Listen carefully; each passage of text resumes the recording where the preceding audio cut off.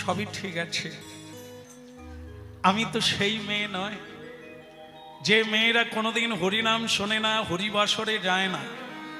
তারা যে ভুলটা করবে সেই মেয়েরা করবে না যারা অন্তত দুটো একটা দিন হরিবাসরে গেছে। তা মা পার্বতী যেমন ভাগ্যবতী হয়েছিলেন, তপস্যা করে ভোলানাথকে পেল। কেন না, ভোলানাথ ছিলেন পরম বৈষ্ণব। বৈষ্ণব মানে কি? যিনি বিষ্ণুকে জানেন।